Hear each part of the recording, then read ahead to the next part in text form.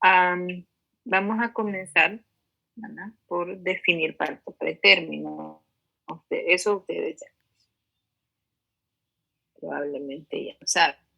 Si saben que hablamos de un embarazo a término a partir de las 37 semanas, todo aquel parto que ocurra antes de las 37 va a ser considerado como pretérmino. A pesar del paso del tiempo, de tecnologías que se desarrollan, medicamentos y un montón de cosas que la ciencia va descubriendo, desgraciadamente, el parto pretérmino sigue siendo un problema serio de salud pública, ¿verdad? Y tan importante porque puede causar en muchos de los casos mortalidad, ¿verdad?, en los menores de un año, mortalidad infantil, que puede suceder en el periodo neonatal inmediato o hasta antes de un año, o que puede dar secuelas, ¿no?, a largo y mediano plazo, ¿verdad? Nosotros cuando desde el punto de vista obstétrico atendemos un parto y a veces ustedes van a escuchar que dicen, ¿cómo salió? Vos, no, sí, está bien, ¿verdad? Saben qué va a pasar con ese bebé al año, a los 5 años, cuando entre a la escuela, ¿verdad? Entonces van a haber alteraciones no solo físicas, sino que del desarrollo intelectual. Y otra cosa que es bien importante, am, los que crecieron en un pueblo o en una ciudad pequeña, es probable que hayan escuchado que las señoras dicen de que, por ejemplo, que los bebés, dicen, que nacen a los 7 meses se salvan. Los que nacen a los 8 meses no, ¿no? Y a veces inclusive como médicos nos preguntan, ¿no? Nada más erróneo que eso, ¿no? Si ustedes se fijan, hay una relación directa entre el pronóstico y la edad gestacional. ¿Qué significa eso? Que a mayor edad gestacional, mejor el pronóstico. Si ustedes tienen uno de 28 semanas y uno de 30, probablemente, si no influye en otros factores, les va a ir mejor al de 30 que al de 28, al de 33 que al de 30 y así sucesivamente, ¿no? Como les digo, si no median otros factores, si no se infecta, si no hay una discapacidad de por medio, una malformación, etcétera. Hay unos términos que es importante que repasemos porque tienen importancia también en el pronóstico. Dijimos que pretérmino va a ser todo aquel niño que nazca antes de las 37 completas, es decir, 36 semanas, 6 días hacia abajo, ¿verdad? Pero vamos a tener un pretérmino temprano, que va a ser aquel que nace antes de las 33 semanas con 6 días, ¿verdad? Y vamos a tener un tardío que van a ser a partir de las 34 hasta un día antes de las 37. Es importante, sí, ya dijimos que la edad gestacional determina el pronóstico. ¿Y por qué 34? Es como el corte para decir, este es temprano, este es tardío. Porque a las 34 alcanzamos la madurez pulmonar del feto.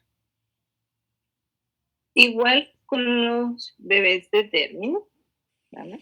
Ya sabemos que de 37 es de término, ¿verdad? Que mayor de 42 es prolongado.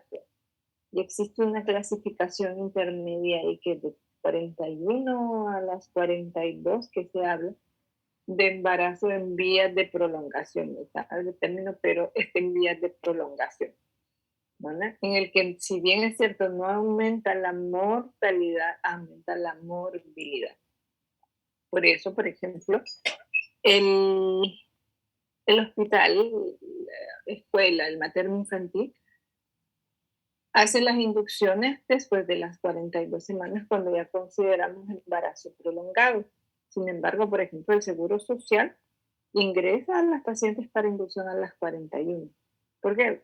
Por eso, ¿no? Está en vía de prolongación y está demostrado que aumenta tanto la morbilidad materna como fetal y neonatal. Y como el seguro es más sujeto de demandas, por eso hace eso a las 41.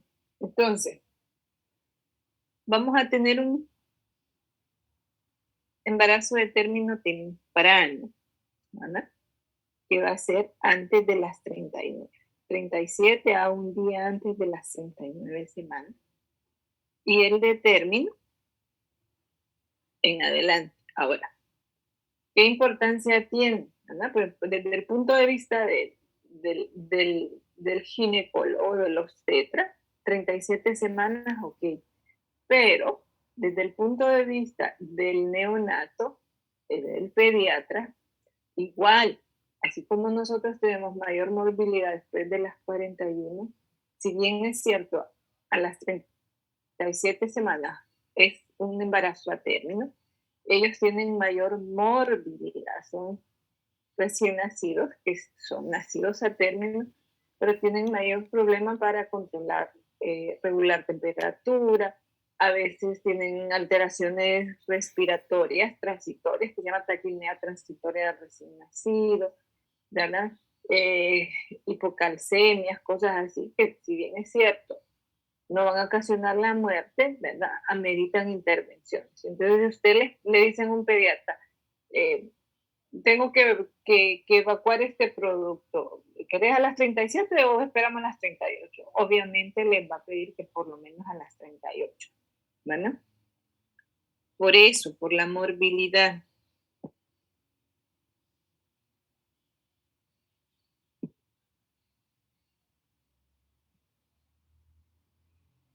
Hay otros términos que son importantes también.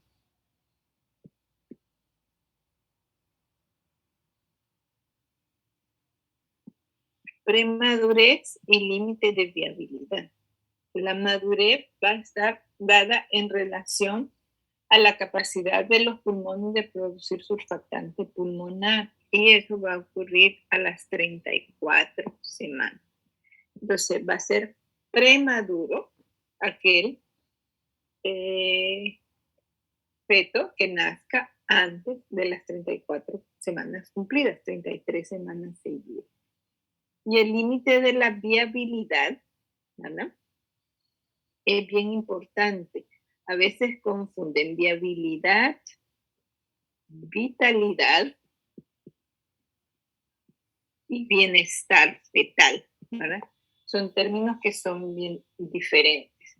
A veces están ustedes en emergencia, son interno o ahorita que probablemente pasen por la emergencia y les dice, hacete una boleta de ultrasonido para esta señora, ¿verdad? Y entonces escriben embarazo de 34 semanas, favor valorar vitalidad, ¿verdad?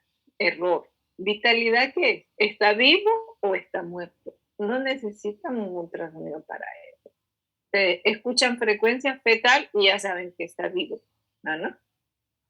Entonces, sí se justifica que ustedes hagan eso cuando tienen un embarazo temprano.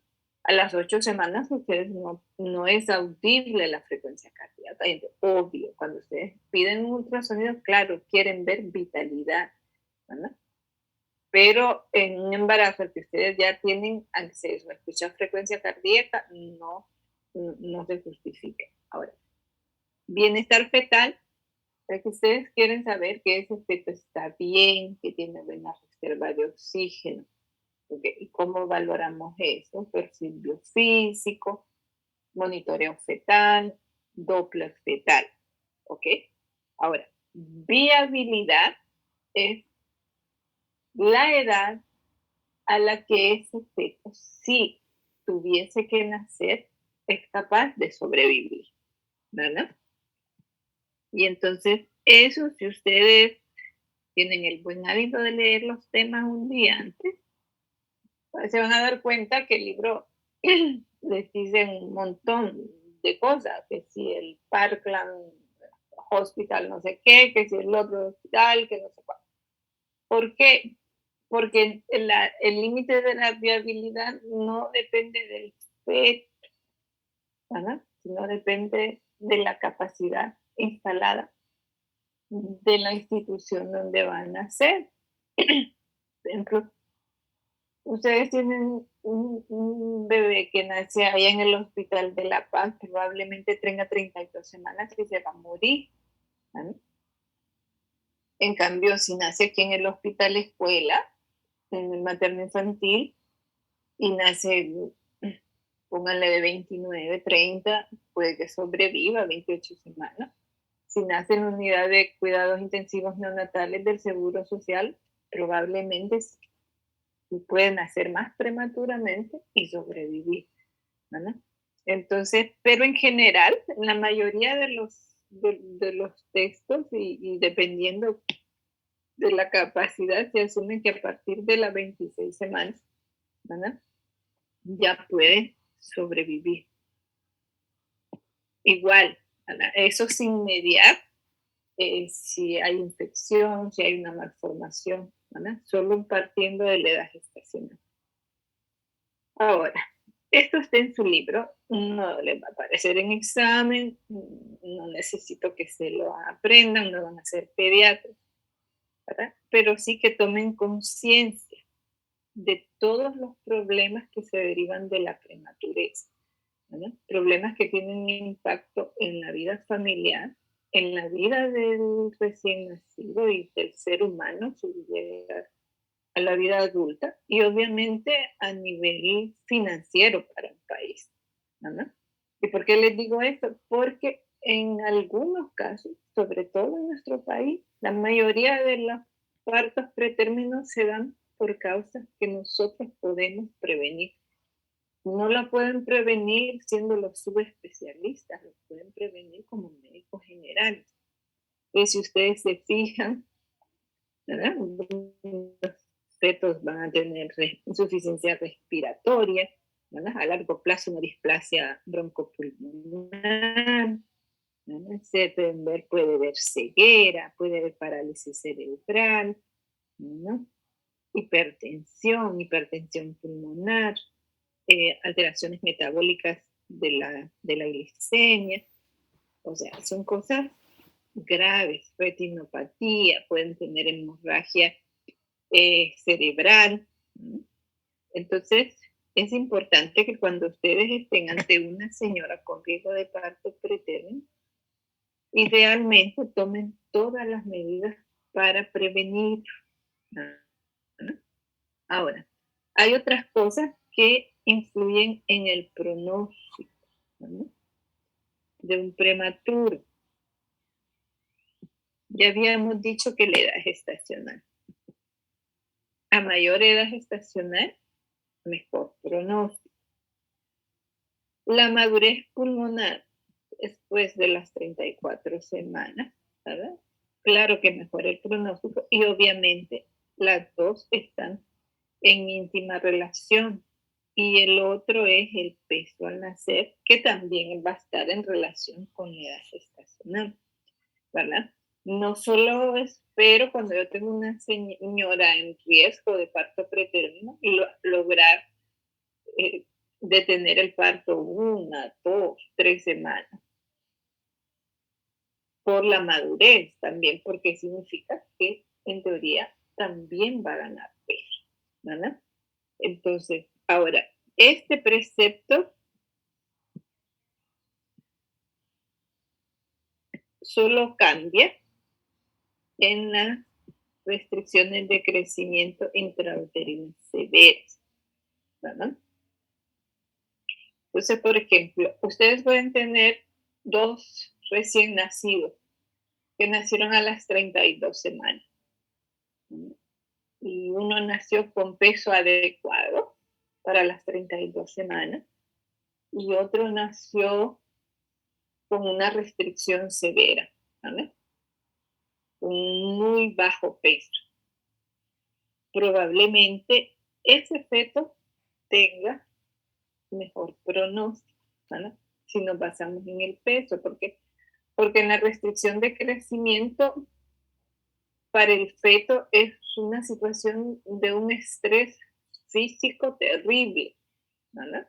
Y entre el estrés hay una aceleración de todos sus procesos y él acelera su proceso de maduración pulmonar, ¿verdad? Entonces son unos chiquitines, pero con mucha más resistencia y con mejor, han alcanzado más tempranamente madurez pulmonar, ¿verdad? Pero salvo esos casos, si todos se definen con peso normal, entre más peso tenga, mejor va a ser el pronóstico.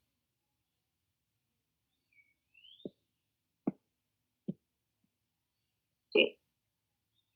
Es bien importante, si realmente lo que buscamos, o sea, a mí me interesa que ustedes sepan términos, que sepan definir por términos, probablemente que sepan cómo tratar una amenaza de parto pretérmino, pero más que eso es que lo eviten, que lo prevengan, ¿verdad?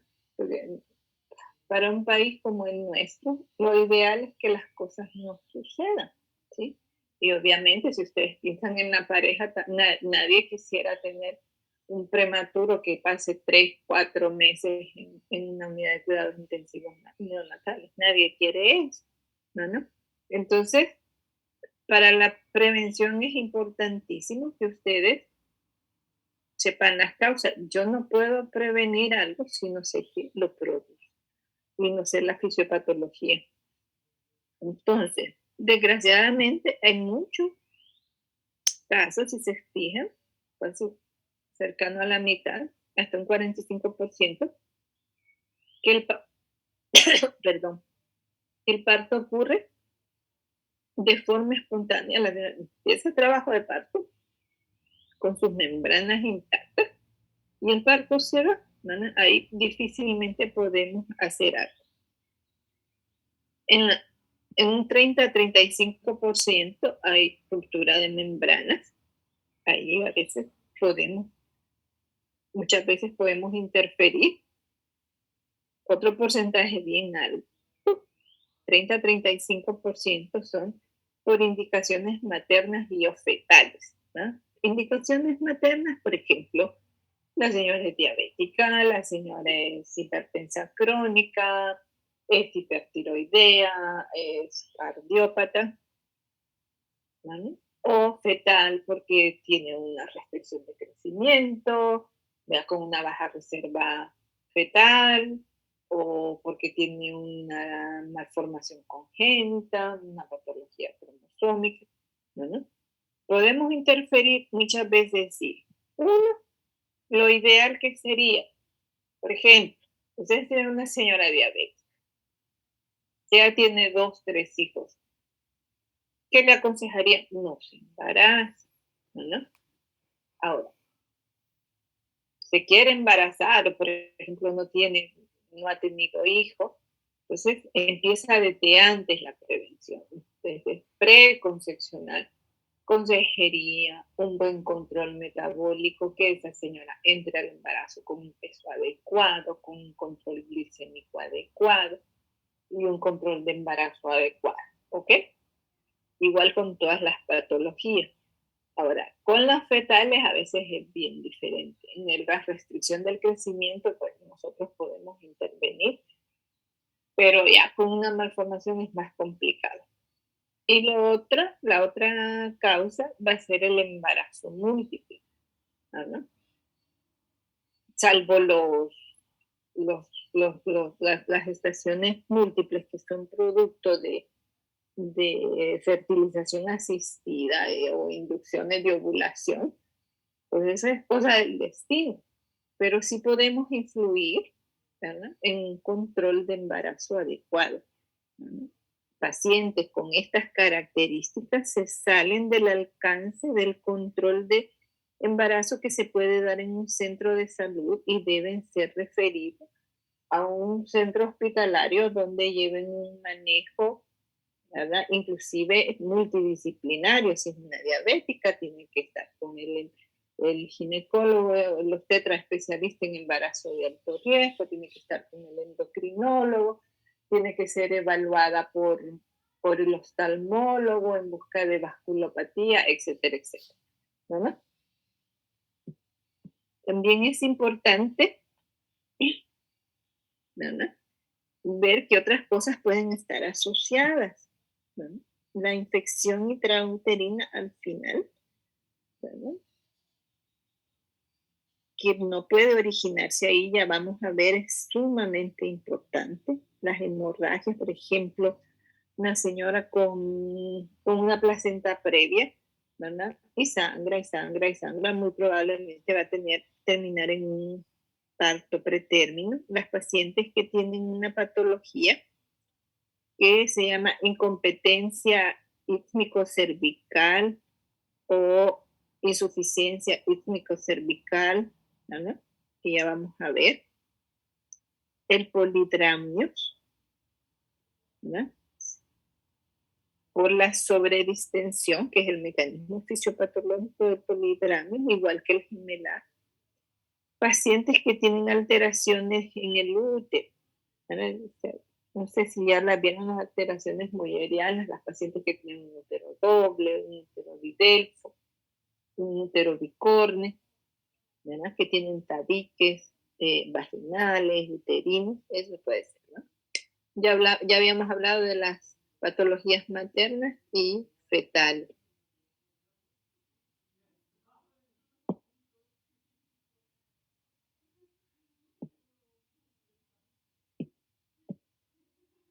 Entonces, de la fisiopatología dijimos la sobredistensión, embarazo gemelar y el polidramio. Pueden intervenir en el gemelar, ya dijimos, un control adecuado. En el polidramio, sí, pueden tratar adecuadamente el polidramio, pero más que eso, a veces podemos evitar el polidramio, porque, por ejemplo, una de las causas de polidramio es la diabetes. Entonces, si esa señora está embarazada y nosotros no llevamos un buen control glicémico de esa señora, probablemente nos va a hacer un polidramio, si ese polidramio va a llevar a un parto preterno. La infección, casi un 40%, la podemos evitar, probablemente no, pero podemos tratarla adecuadamente, sí, ¿no? Los cambios prematuros del cervix no los podemos evitar, pero sí los identificamos tempranamente. Era aquello de que hablábamos de la incompetencia cervical. Vamos a prevenir que se dé el parto, ¿no? Y lo otro es la sobrecarga materno-fetal por las patologías que ya habíamos hablado. Entonces, nos vamos a centrar un poquito en la infección. Muchas veces pensamos que las pacientes que se infecta la cavidad, ¿verdad?, pues las membranas, el líquido y finalmente el feto, que es la corioamnionitis, se va a dar en aquellas pacientes que tienen ruptura prematura de membranas exclusivamente. Como ven aquí ustedes, nosotros podemos tener corioamnionitis con personas que tienen sus membranas intactas, sin que medie ruptura prematura de membranas. ¿Por qué? Porque lo más frecuente es pensar, bueno, que están las bacterias en la vagina, ¿no?, y está demostrado que esa bacteria, que esos microorganismos pueden ascender y atravesar la membrana, aunque esté intacta, e infectar la cavidad, ¿verdad? Y a veces todo empieza con una simple vaginosis, ¿verdad? Y esa vaginosis va ascendiendo, asciende el líquido, ¿verdad? Acuérdense que el feto deglute y también inhala y exhala líquido, ¿vale? Y entonces esa infección finalmente llega al feto. Entonces ustedes van a tener infección de la membrana, infección del líquido e infección fetal. ¿Y cómo comenzó? Con una vaginosis, ¿verdad? ¿Y qué pasa? Cuando ustedes están ahí en el centro de salud Y la señora, a veces en el control ni siquiera levantamos la cabeza. ¿Y cómo ha estado, señora? Ay, doctor, es que dice que tengo un flujo. Y a veces, desgraciadamente, la respuesta es, señora, esto es normal en el embarazo. Hay mucha humedad en el embarazo. Y no se toman la molestia de acostar a la señora, ponerle en el espéculo y ver las características de esa humedad que ustedes. Y resulta que la señora tenía una vaginosis, ¿no? Y la vaginosis, claro, y persiste y se agrava hasta que se da la infección, ¿no? Y podríamos prevenir que todo eso pase con mucha facilidad. Ustedes ya lo aprendieron en quinto, cuando aprendieron las correas. ¿De qué otra forma esa infección, si las membranas están íntegras, puede llegar a la cavidad? ¿No? Hay una teoría rara que ustedes la pueden leer ahí en su libro que dice que hay un flujo retrógrado que entra por las trompas, pero en teoría la cavidad abdominal es aséptica, entonces es como medio complicado. Pero esto sí, ¿no? Cualquier infección que tenga la señora sistémica puede llegar a producir una corionitis. Y de esas, ¿cuáles? Sobre todo, las infecciones urinarias son el pan de cada día, ¿no? Si ustedes van a los controles prenatales, es rarísimo una embarazada que no haga una infección urinaria. Igual, no les hacemos caso. Ay, doctor, es que mira que tengo una orinadera. Señora, esto es normal en el embarazo. No nos tomamos de la molestia de preguntar, porque una cosa es orinadera, desde el punto de vista de que aumenta la frecuencia miccional, ¿no? Aquí, por ejemplo, sea poliacuria, ¿no? Es que la señora va y orina un poquito, y va y a cada rato, ya eso no es normal, y más si hay disuria, ¿no? Pero a veces nuestras pacientes es difícil para ella explicarse. La obligación de nosotros es interrogar adecuadamente y si les queda una sospecha, en las normas, ustedes ya aprendieron control prenatal, está establecido los momentos del embarazo en los cuales deben hacer los exámenes, donde que en teoría se hacen al inicio y en la segunda mitad del embarazo. Pero si ustedes tienen una sospecha de que hay una infección urinaria, y, pucha, idealmente un urocultivo, ¿sí? Pero si no tienen un urocultivo, al menos en general lloren. Pero no les hacemos caso, ¿no? Y después viene la señora o con una ruptura de membranas o en trabajo de parto o las dos cosas y pare, 28 semanas, 30 semanas y lo pudimos evitar. O cualquier otra infección, una neumonía, ¿verdad? Ahorita que tenemos de moda el COVID, ¿verdad? Hemos tenido partos pretérminos por el chikungunya, por el dengue, por todas las infecciones que ustedes ya pueden ser bacterianas o virales.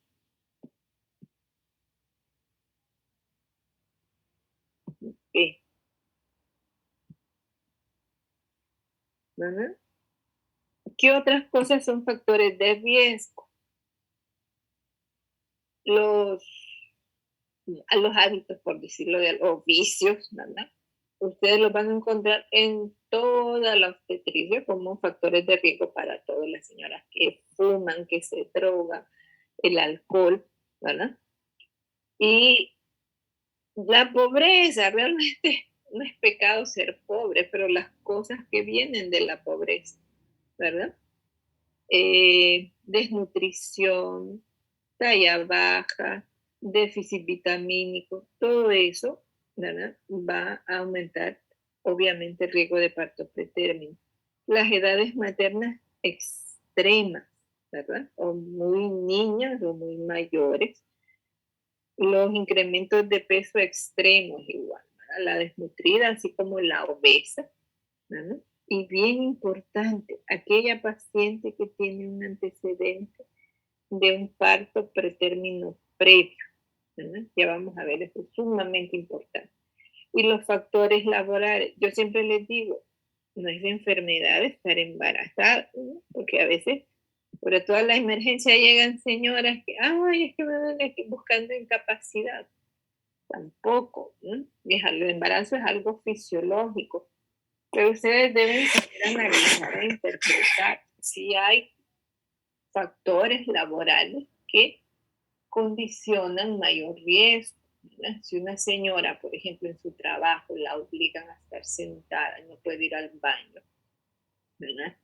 Eh, hay, parece mentira, pero hay empresas que tienen horario para que las operarias vayan a hacer al baño, ¿verdad? De por sí, ellas tienen aumentada su frecuencia misional y entonces esa éstasis urinaria ahí en la vejiga va a predisponer a infecciones urinarias. Entonces ustedes deben saber analizar, a veces inclusive, ¿verdad? Uno envía a las pacientes a la comisión laboral del hospital y el hospital manda una nota al trabajo para que cambien las condiciones, obviamente durante el embarazo, ¿no? Y la señora, por ejemplo, imagínense una conserje en un edificio de 15 pisos y sube y baja y sube y baja y está con amenaza de parto pretérmino cada 2 semanas. Sí, señora, hay que mandar una nota y que le redistribuyan sus funciones, que la pongan a hacer otras actividades, ¿verdad? Que no aumenten su riesgo, claro, mientras esté embarazada. Entonces, les decía, el antecedente de un parto preterno, ¿verdad? Este cuadrito creo que es de la 24, si no me equivoco. No me interesa que se aprendan los valores, me interesa que se queden con el concepto, ¿no? Si ustedes se fijan, si una señora tiene un primer parto arriba de las 35 semanas, o sea, un tardío, un pretérmino tardío, la posibilidad de que en el segundo parto sea otra vez pretérmino, ¿verdad? Antes de las 34 semanas, es de 5%. Si tuvo un pretérmino temprano, ese riesgo de volver a tener un pretérmino temprano aumenta a 16%. Y vean, si tuvo 2 pretérminos tempranos, aumenta un 41%, ¿no? Entonces, esto es sumamente importante cuando ustedes están en quinto y uno les enseña y les recalca. Y en sus mentes me imagino que dicen, ya, friega, ¿no? Con lo de la historia clínica y uno les dice antecedentes ginecostéticos en embarazada, ustedes deben detallar embarazo por embarazo. ¿No? Primer embarazo, parto, y a qué semana, y si fue término, si fue pretérmino. Porque si ustedes no hacen eso, este factor de riesgo se les pasa desapercibido, ¿no? Y condenan a una señora cada vez a más problemas, ¿no? Ok. Entonces, ¿qué métodos tenemos de estudio para el parto pretérmino? ¿No? Podría ser que ustedes le coloquen un monitor, un tocómetro en el fondo del útero a la señora, ¿verdad? Que esté conectado allá a un monitor y alguien esté allá vigilando si hay contracción. En nuestro país, ni en la mejor de las clínicas, ni que se vayan al médico, no podemos tener monitoreo ambulatorio, ¿verdad? Medir los niveles de fibronectina en nuestros hospitales. Está demostrado que la presencia de fibronectina se asocia, ¿verdad? En el canal vaginal, se asocia a aumento de riesgo de parto pretérmino. Mentira, ¿verdad? Y están en un centro de salud allá donde se acabe la civilización, tampoco, ¿verdad? ¿Pueden identificar métodos de detección de vaginosis? Sí. ¿Qué necesitan? Un espéculo. ¿Tienen duda? Un botecito de KOH, ¿no? Y eso es todo. Y la tratan y evitan un gran problema, ¿no? Y la medición de la longitud del cervix. ¿Podemos hacerlo acá? Sí. ¿Están en un centro de salud? No, ¿verdad? Porque es mediante ultrasonido, pero tienen un hospital regional donde pueden enviar a la señora que se lo haga, o a veces ustedes, las pacientes, medianamente tienen recursos y puedan pagar, ¿verdad? Y les va a ser de gran utilidad. Entonces decían, el objetivo es que usted prevenga, ¿verdad? Y obviamente si se da, que sepa qué medidas tomar, ¿verdad? Pero ¿qué necesito yo para la prevención? Identificar factores de riesgo. ¿Cómo identifico factores de riesgo? Con una buena historia clínica, ¿ok? Entonces, si yo identifico que una señora ha tenido antecedentes de parto previo, prematuro, ya vimos que aumenta 3 veces el riesgo, ¿verdad? Y sobre todo, si se fijan, que en el siguiente va a ocurrir cada vez más temprano en el 70% de los casos. Es decir, si la señora tuvo 2 pretérminos, uno a las 34 y otro a las 31, probablemente el tercero sea a las 28, ¿no? Y cada vez eso, ya dijimos, mejor pronóstico a mayor edad gestacional. Eso complica todo, ¿no? Entonces, desde el momento que ustedes identifican una paciente con antecedentes de uno o más partos pretérminos, ¿qué deben hacer? Si no tienen los recursos para manejarla, referirla y dejar constancia en el expediente. No les queda de otra. Ok, pues dice la señora, no es que aunque me mande al hospital, doctor, yo no tengo dinero, no voy a ir. Tampoco le pueden poner una pistola, pero ¿qué pueden hacer? Citarla más a menudo, ¿verdad? No el patrón que dice la norma que 5 controles en todo el embarazo, la citan cada 3 semanas, ya cerca del término, a partir de las 28 semanas, cada 2 semanas, como dice William, ¿verdad? O según como ustedes vean, pero no así allá, que 6 semanas, 8 semanas que dice la norma, le puede pasar de todo a una paciente. Están haciendo revisión, ¿no? Si no pueden hacer cultivos vaginales, al menos pueden estar colocándole el espéculo o preguntando, y si la señora refiere secreciones, revisarla, ¿verdad? Si tiene antecedentes de infecciones urinarias a repetición, estar haciendo controles más seguidos, ¿ok? El otro factor que me importa, ¿verdad? Hablábamos cuando el problema era en el cuello. La incompetencia o insuficiencia étnico-cervical es la dilatación recurrente e indolora del cuello, ¿sí? ¿Qué significa eso? ¿No? Que la señora, cuando le llega al hospital, llega a veces porque se siente una pesadez o porque se siente muy húmeda, ustedes la colocan en la mesa de exploración. Resulta que ustedes ponen el espéculo y está toda la bolsa de las membranas en la vagina y el cuello dilatado. Probablemente tiene 24 semanas, 20 semanas. Y usted le dice, señora, ¿ha estado con dolor? No, doctor, no, yo no tengo nada. Entonces, es importantísimo con esta señora, otra vez la historia clínica. En estas pacientes que refieren varias pérdidas, es importante determinar las semanas, la edad gestacional, y importante si hubo presencia de dolor. Cuando ellas deciden ir al hospital, obvio. Ya después ellas entran en trabajo de parto. Y obvio que nadie pare sin dolor a menos que le pongan un bloqueo, ¿verdad? Pero ese momento que la lleva al hospital en la que uno las encuentra dilatadas o con las membranas prolapsadas y no hubo dolor.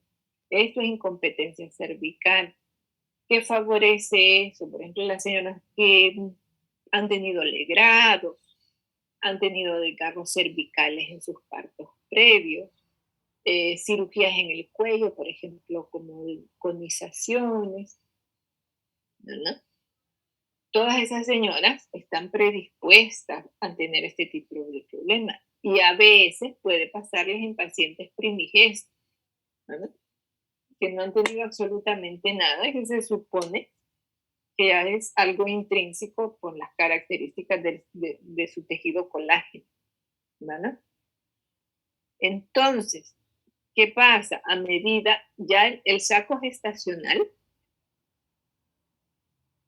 pesa, por decirlo de una manera, ejerce presión sobre el cuello a partir de las 13, 14 semanas. Entonces, como ese cuello está débil, es incapaz de mantenerse cerrado y de soportar ese peso, a medida que van avanzando las semanas, ese cuello se va abriendo, se va cortando y finalmente salen las membranas y se prolapsan, ¿verdad?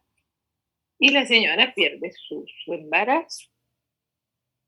Entonces, cuando yo estoy ante una señora de esas características, idealmente yo debo empezar a medir ese cuello ahí alrededor de las 12 semanas, ¿verdad? Y lo hago mediante ultrasonido, ¿verdad? Y esas señoras son candidatas cuando tienen problemas con el cuello, ¿verdad? Dependiendo del nivel de acortamiento, a progesterona, reposo siempre, absoluto, a progesterona, a cerclaje o, ¿verdad?, a estas cosas que se llaman pesarios de Arabin. Si alguno ha visto señoras con prolapsos uterinos, personas mayores, eh, para no operarlas, porque póngale que son, tienen una cardiopatía severa, un riesgo anestésico quirúrgico altísimo, que no se recomienda la cirugía, entonces se le pone pesario, son unas estructuras que se meten adentro de la vagina y mantienen suspendido el útero. Igual acá, son de silicona y se meten adentro de la vagina, ¿verdad? No se ha visto que funcionen mayor cosa y y tampoco tenemos, ¿no? Pero por cultura general ustedes deben saber que existe. Entonces, este es un ejemplo de una medición ecográfica del cuello. La medición se hace vía vaginal, ¿verdad? Y con la vejiga vacía, ¿ok?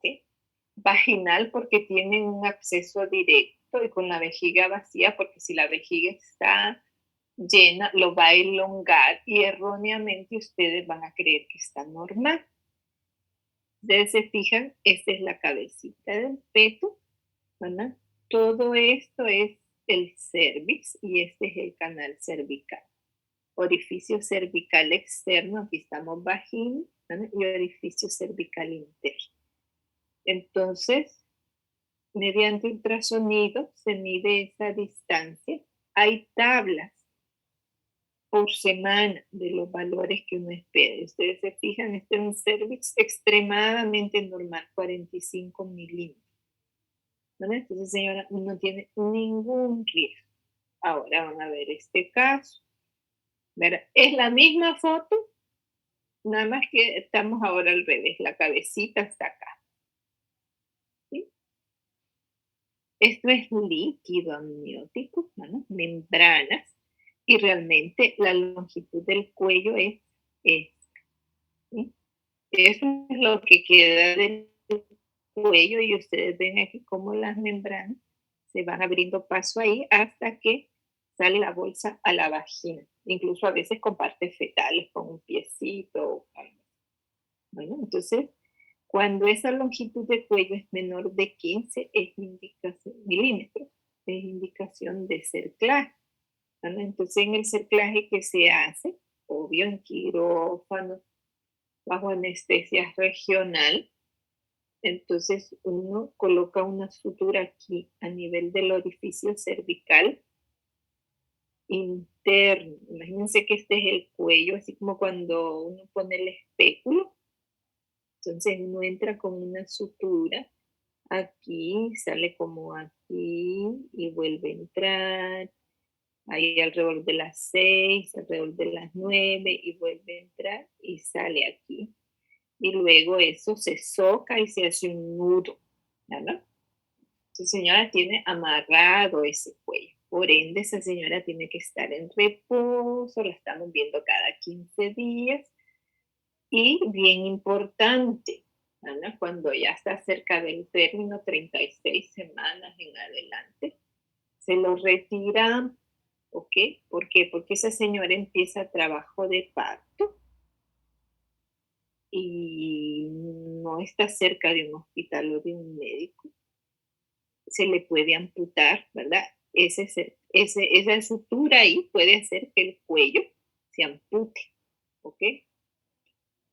Ese es el cerclaje más común que se usa, que es el McDonald's, y que yo debo ponerlo con cada embarazo y retirarlo para que para, ¿ok? A veces, como nosotros anudamos ahí, a veces el mismo cerclaje hace fibrosis y hace que ese cuello se cierre y ya no vuelva a dar problemas. Pero cuando tenemos cerclaje, generalmente en el siguiente volvemos a poner cerclaje. Existen otros que se ponen eh, vía abdominal o mediante otra técnica, ¿verdad? Y que se pueden dejar, ¿verdad? Si la señora planea tener 3 hijos, se quedan ahí, solo que voy a tener que hacer cesárea, ¿verdad? Porque no va a poder parir. El problema con eso es que si la señora entra en trabajo de parto y no puedo operarla, ¿verdad? Se puede amputar el cuello. Ahora, ¿qué síntomas va a presentar la paciente? Obvio, ¿verdad? Si está en trabajo de parto o una amenaza de parto, van a ser contracciones. ¿Ok? A veces uno dice, ¿tiene dolores? A la paciente, a veces es una pregunta incorrecta. Me preguntan a una señora que ya tuvo 7 hijos si tiene dolores, le va a decir que no, porque esa señora está con 8 de dilatación y todavía no le duele, tiene un darte el dolor terrible, altísimo, ¿verdad? Pero si le dice tiene contracciones o se le está poniendo dura la panza, probablemente le diga que sí, ¿verdad? Las pacientes que tienen incompetencia cervical, generalmente esto es lo que refieren. Peso, ellas dicen que les pesa el vientre y que pasan muy húmedas, ¿verdad? Claro, el cuello se va abriendo paulatinamente y van expulsando de a poquito, aunque tengan 20, 24, 26 semanas, el tapón mucoso y por eso tienen esa secreción acuosa, ¿verdad? Otras pueden decir que solo dolor lumbar, ¿verdad? Y obvio, los cambios cervicales que somos nosotros, ¿verdad? La señora no le va a decir, ay, fíjense que tengo 4 de dilatación. Somos nosotros que la demostramos mediante el examen físico. Entonces, a veces le restamos importancia, ¿verdad? Cuando ustedes están en la emergencia, ay, no, señora, es el colon, y la despachan con una iosina o un antiespasmo. Para las 4 horas llega la señora, ya tiene 8 y ya no hay nada que hacer. Ok, entonces, cuando tengan una paciente así, interroguen bien, interroguen los antecedentes, hagan un buen examen físico, una buena dinámica, un buen tacto, ¿verdad? Y que más hagamos un hemograma, porque vamos a buscar signos de infección, ya vimos que eso puede ser la causa. Entonces, ¿qué vamos a buscar? Que tenga 13.000, 14.000 blancos. Bueno, podría ser, pero acuérdense que el embarazo aumenta el conteo de glóbulos blancos, ¿verdad? Lo que más nos interesa además es que haya neutrofilia, ¿verdad? Hacemos el general de orina porque puede haber infección urinaria y eso estamos condicionando el trabajo de parto. Si no controlamos la infección, no vamos a poder controlar las contracciones. El BES y el PCR, si se recuerdan, son marcadores de inflamación reactantes de fase aguda. Entonces, uno dice que ahí hay un problema. E idealmente, deberíamos hacer un cultivo de líquido amniótico. Acuérdense que dijimos que habían pacientes que tenían coriomionitis con las membranas íntegras, ¿sí? Entonces, esas señoras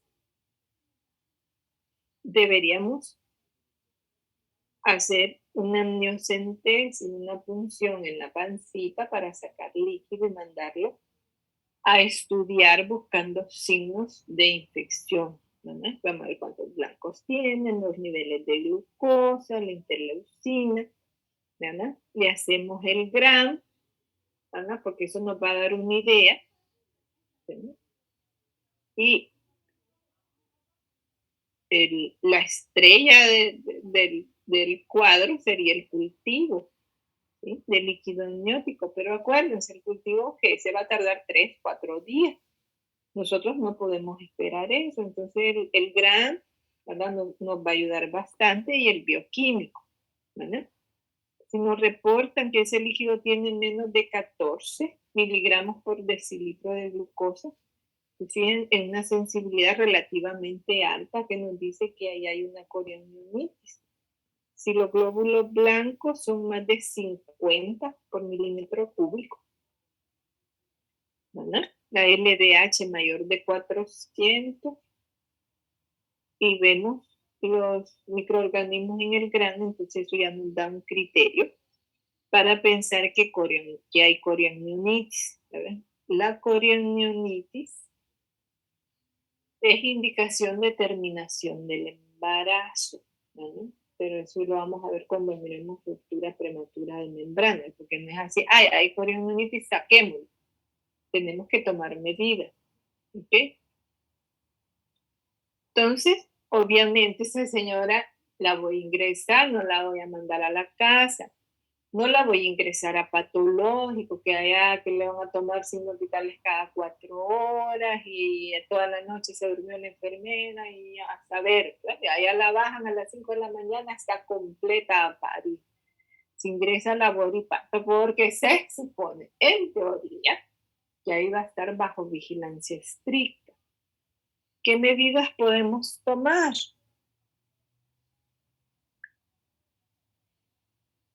Dice intervenciones posibles. ¿Qué le estoy diciendo? Que hagan todo eso. Ya vamos a ver, ¿verdad? Una por una. Antibióticos. Ok, no le voy a poner a toda señora antibióticos. Voy a ponerle a aquellas en las que demuestre que hay un cuadro infeccioso. Ok. Tampoco le voy a hacer cerclaje a todas las señoras. ¿Sí?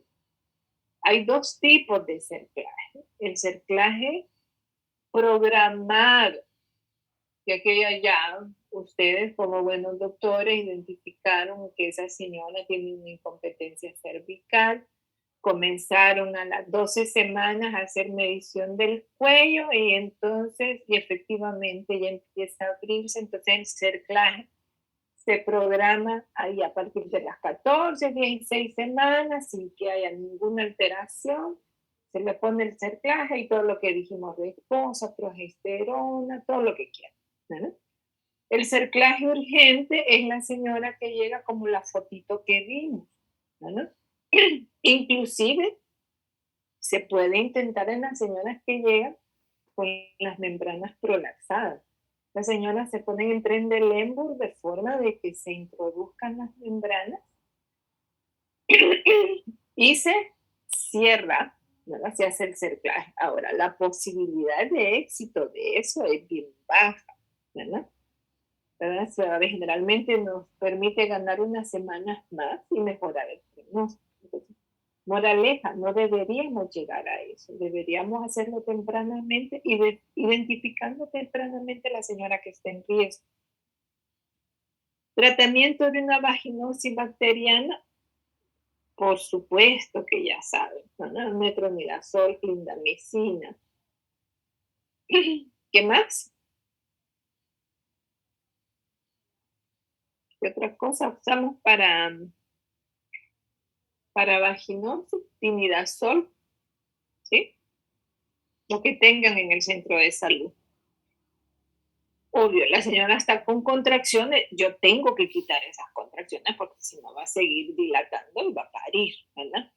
Entonces, como yo voy a quitarle, eso se llama tocólisis, ¿verdad? Lisis eliminar, ¿verdad? Vamos a usar medicamentos tocolíticos, que ya vamos a ver. Vamos a hacer inducción de madurez pulmonar. ¿Cuándo la vamos a hacer? Cuando tiene menos de 34 semanas. ¿Qué vamos a usar? Betametasona, vamos a usar esteroides, 12 miligramos intramuscular un día y 12 intramuscular el día siguiente. El hospital no tiene betametasona, entonces usamos dexametasona. 6 cada 12, que hacen los 12 miligramos, ¿no?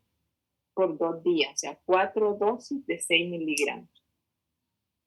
Y vamos a hacer neuroprotección, ¿no? Está demostrado como la osificación del cráneo no está completa, hay mayor riesgo de trauma a nivel cerebral, hemorragia intraventricular, mínimo para más allá, ¿verdad?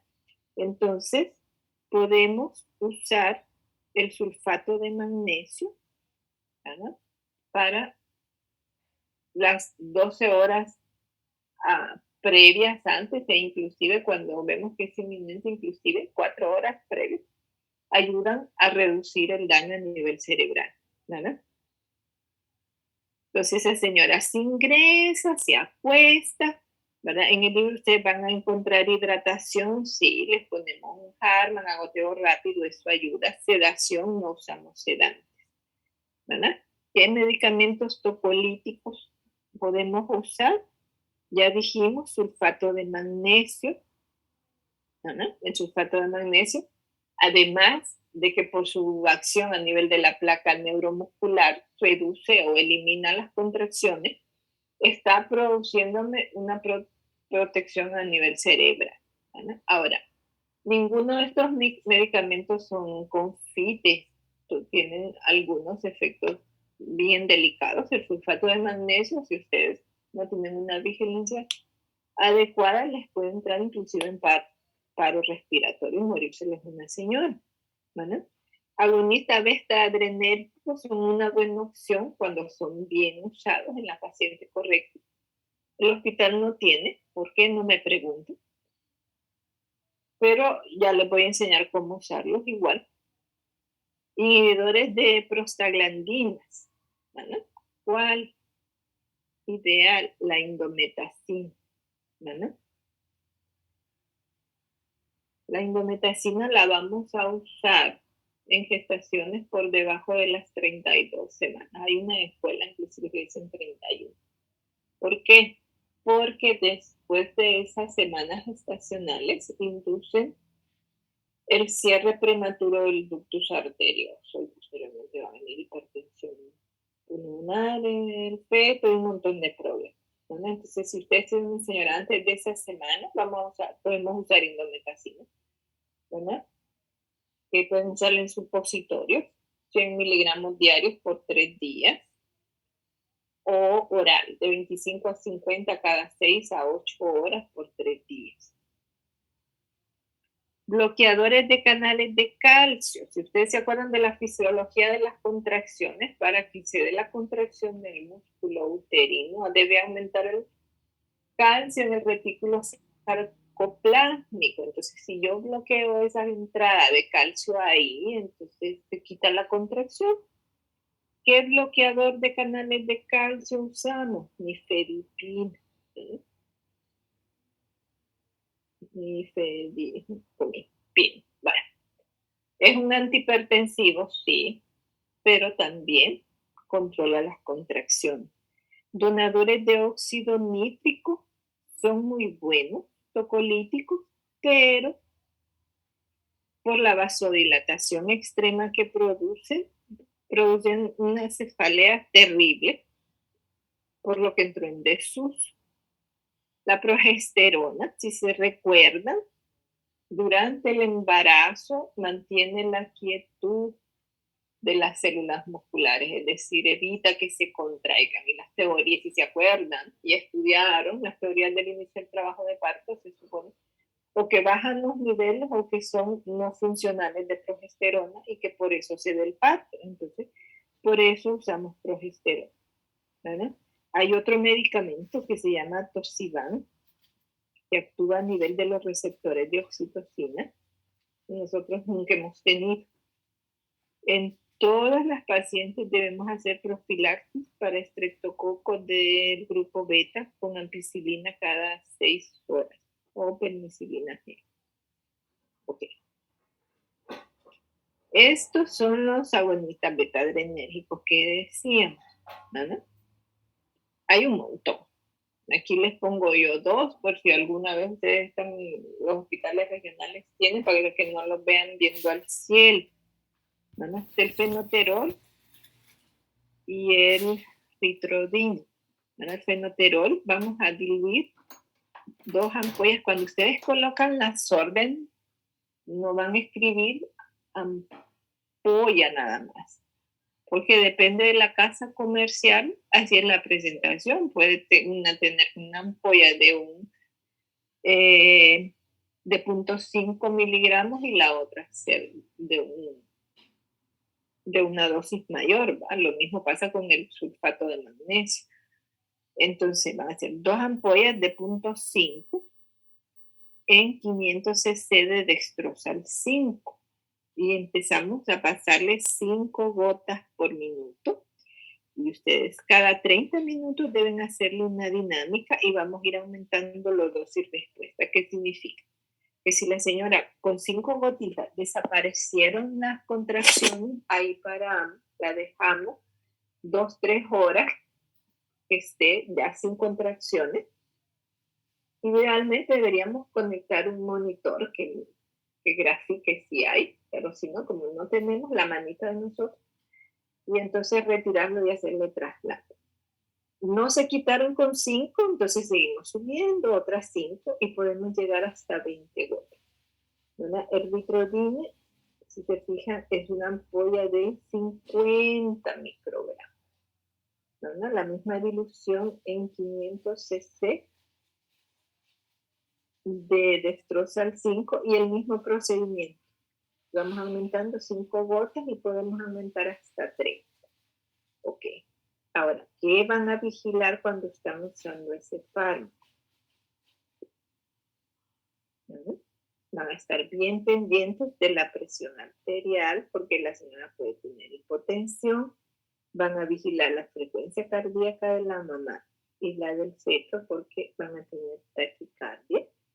Y a lo que más le tenemos, al edema agudo de pulmón, ¿verdad? Ya eso sería terrible que empiece con dificultad respiratoria, y eso es grave. Entonces, les decía que los medicamentos no son, todos tienen sus efectos adversos. Entonces, lo que importa es que la usemos a la dosis correcta, de la manera correcta y en la paciente correcta, ¿no? Entonces, por ejemplo, los agonistas ya vimos, ¿no? Edema agudo de pulmón. ¿Por qué? Porque produce arritmia, porque puede producir isquemia miocárdica, más las sobrecargas a veces del líquido que nosotros somos responsables, ¿verdad? Más que hipopotasemia, ¿verdad? Y eso puede llegar a todo eso, ¿verdad? Y si se fijan, hiperglicemia. Entonces, no es de elección ni en pacientes cardiópatas, ni en pacientes diabéticos, ¿no? Ustedes tienen que tener cuidado en eso, ¿verdad? El sulfato de magnesio, ya vimos, lo que más le tenemos es paro cardíaco y depresión respiratoria. Gracias, ustedes tienen que estar con una sonda y vigilando a la orina para ver que se elimine y no se intoxique. Tienen que ver reflejo patelar, tienen que ver frecuencia respiratoria, ¿verdad? Para evitar problemas. La indometacina en la mamá, ¿ok? Insuficiencia renal, hepatitis, es hepatotóxico. Pero como lo usamos por un ciclo de 3 días, no vamos a tener esas consecuencias. Y la nifedipina, ya dijimos que era un antihipertensivo, entonces muchas veces la señora se hipotensa. ¿verdad? Y el esquema, como le damos una dosis y si no se quitan, le repetimos a los 30 o 20 minutos y le damos una tercera dosis a los 30 minutos, 3 dosis, entonces a veces se hipotensa. ¿Verdad? Las ponemos en decúbito lateral, le pasamos un suerito y mejora. Ahora, hay casos en que tenemos la ruptura, tenemos el parto pretérmino porque está coincidiendo con una ruptura, ¿verdad? Los dos van bien de la mano. Entonces, ¿qué vamos a hacer? Esto lo vamos a ver más detallado cuando miremos ruptura prematura de membrana. Vamos a ver las semanas estacionales. ¿Verdad? Si es un pretérmino temprano, no tengo ninguna urgencia si yo sé que no tiene madurez pulmonar. Es sacar ese bebé. ¿Verdad? Entonces, ¿qué debo buscar? ¿Hay o no hay infección? No hay coriomionitis, entonces manejo conservador. ¿Verdad? Entonces, la voy a estar vigilando por signos de infección. ¿Cuáles van a ser los signos de infección? Fiebre, taquicardia materna, taquicardia fetal, eh, las características del líquido, que sea caliente, que es fétido, a veces purulento, ¿verdad? A veces las presencias de unas contracciones que no se controlan pueden ser señal de que efectivamente hay una coronionitis y voy a hacer hemogramas seriados y voy a hacer BES y voy a hacer PCR. ¿No? Vamos a usar antibióticos según la norma, que eso ya lo vamos a ver detallados con ruptura prematura, que son antibióticos profilácticos, no es que estamos tratando infección. Y lo más importante, que nos importa, madurez pulmonar. La Dexa, la betametasona y haciendo ultrasonidos, monitoreo, ¿vale? No tengo urgencia en evacuar ese producto, ¿sí? ¿Vale? Idealmente 36 semanas en adelante. Si es mayor de 34, hay una cosa que se llama periodo de latencia y es el tiempo que transcurre entre que la señora rompe membranas y desencadena trabajo de parto. Entre más lejos del término del embarazo está, ese periodo es más largo, ¿sí? Entre más cerca del término está, es más corto, más rápido rompen membranas e inician trabajo de parto. ¿No? Entonces, si estas señoras no empiezan trabajo de parto solito, entonces vamos a hacer inducción con oxitocina. La cesárea no está indicada como manejo de ruptura prematura de membranas, ¿ok? Es inducción con oxitocina.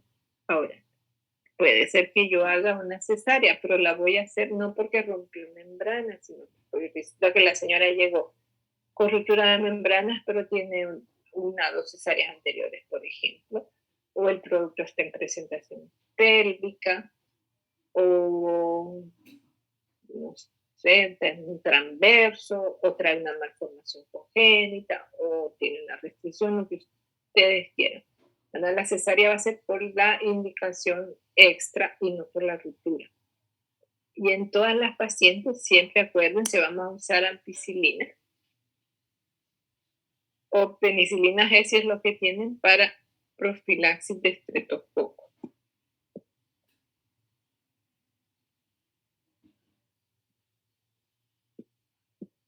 Ok.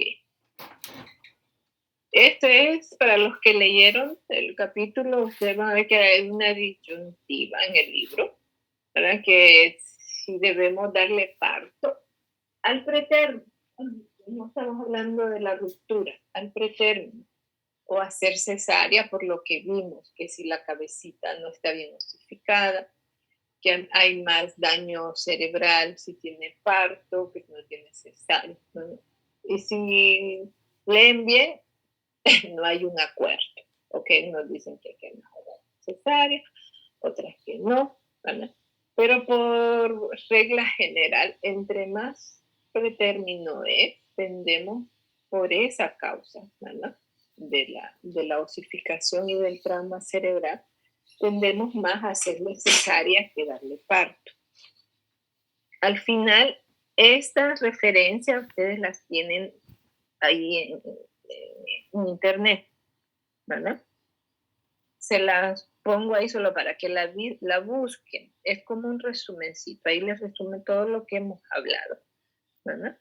Recapitulación de las recomendaciones de la OMS sobre las intervenciones en parto pretérmino. Por ejemplo, ahí tienen la administración de esteroides, ¿verdad? En el libro ustedes igual van a ver que hay un montón que si a las cuantas semanas le empezamos, ¿verdad? Hace algunos años decían que hasta las 28 semanas, porque no habían receptores para el medicamento y entonces que no servía. Pero si ustedes se fijan ahora, la OMS las recomienda a partir de las 24 semanas, ¿verdad? Ahora, ¿qué más? Está el uso de los tocolíticos, que fue lo que hablamos, el sulfato de magnesio para neuroprotección, el uso de los antibióticos, ¿verdad? Ustedes ven ahí que dice antibióticos sistémicos no se recomienda, ¿verdad? Solo si obviamente tienen infección. Ahí está la discusión, parto o cesárea, ¿verdad? Y la termoprotección de los recién nacidos. Entonces eso ustedes lo buscan y les sirve como de repaso. ¿Tienen preguntas, jóvenes?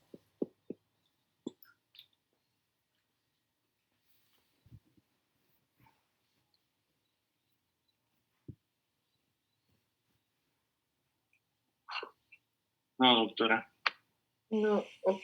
¿Saben qué día volvemos a tener clase?